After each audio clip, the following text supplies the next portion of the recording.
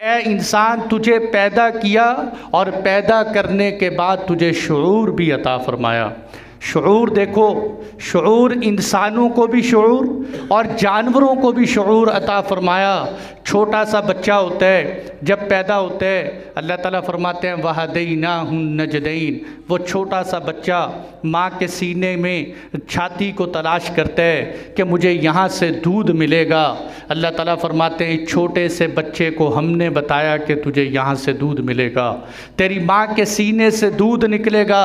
वहदैनाहुन नजदैन, वो छोटा सा बच्चा अपनी माँ की छातियों से दूध तलाश करता है। और इसी तरह अल्लाह ताला इंसान को देखो, छोटे से बच्चे को कितना शऊर अता फरमाते हैं कि छोटा सा बच्चा जब इंसान के जिस्म पर ख़ारिश होती है, बंदा अपने जिस्म पर नाखूनों से ख़ारिश करता है, लेकिन जब आँख में ख़ारिश होती है तो वो छोटा सा बच्चा भी नाखूनों से ख़ारिश नहीं करता आँख के अंदर, बल्कि अपनी हथेली को मोड़ कर ख़ारिश करता है कि कहीं मेरी आँख में ज़ख़म ना हो जाए।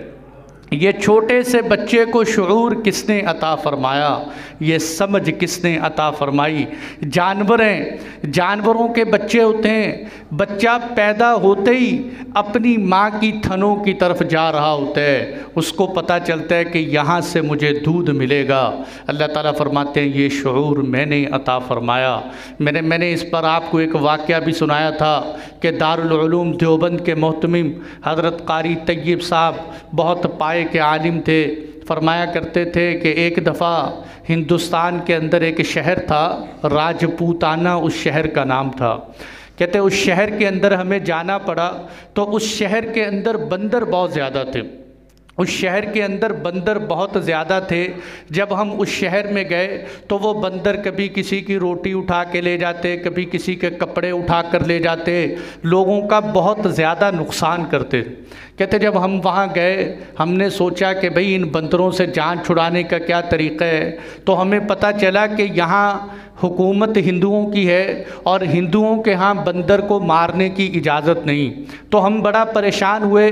हमने सोचा कि ऐसा करते हैं, सिंकिया जहर लेकर आटे के अंदर मिलाकर छत पे रख देते हैं, चलो सारे बंदर नहीं, कोई 30-40 बंदरों से तो जान छूटेगी, जो रोटी खाएंगे मर जाएंगे और कुछ दिन के लिए हमें सुकून हो जाए।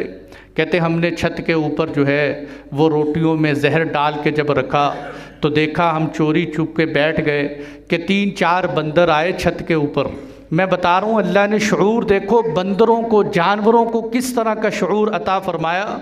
वो जब जानवर आए, वो 3-4 बंदर आए, उन्होंने आके रोटियों को देखा, सूंघने के बाद वापस चले गए। रोटियों को, रोटियां नहीं खाई, सूंघने के बाद वापस चले गए।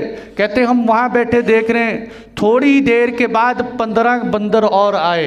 वो जो 15 बंदर आए उनमें से 3-4 मोटे किस्म के चौधरी किस्म के जो बंदर थे वो आगे बढ़े और आगे बढ़कर उन्होंने रोटियों को तोड़ा।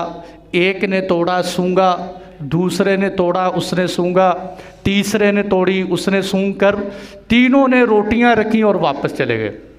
किसी एक ने भी रोटी का एक लुकमा नहीं खाया। कहते हम बड़े परेशान हुए कि हमारी तदबीर तो फेल हो गई। हमने तो ये सारी तदबीर इसलिए चलाई थी कि कामयाब हो जाएं, लेकिन हमने थोड़ी देर तक देखा कि 100-200 के करीब बंदर आए और हर एक के हाथ के अंदर एक टहनी है, उस पर पत्ते हैं। वो टहनियाँ लेकर आए, रोटी का एक एक टुकड़ा खाते हैं और साथ साथ उस टहनी में से पत्ते भी खा रहे हैं। सारी रोटियां खा गए और खाने के बाद हंसते मुस्कुराते वापस चले गए। तब हमें पता चला कि अल्लाह ने इन जानवरों को इतना शऊर अता फरमाया है कि रोटी के अंदर ये भी पता चला कि जहर है और ये भी पता चला कि इस जहर का इलाज किस चीज़ के अंदर मौजूद, इस जहर का तरियाक किस चीज़ में। पहले उसको खाया और उसके तरियाक तलाश करके उसका साथ साथ इलाज फरमाया। ये अल्लाह ताला कुरान में निशानदही करते हैं, ऐ बंदे तुझे पैदा किया, जानवरों को पैदा किया, पैदा करने के बाद ऐसे नहीं छोड़ा बल्कि शऊर अता फरमाया, समझ अता फरमाई। यह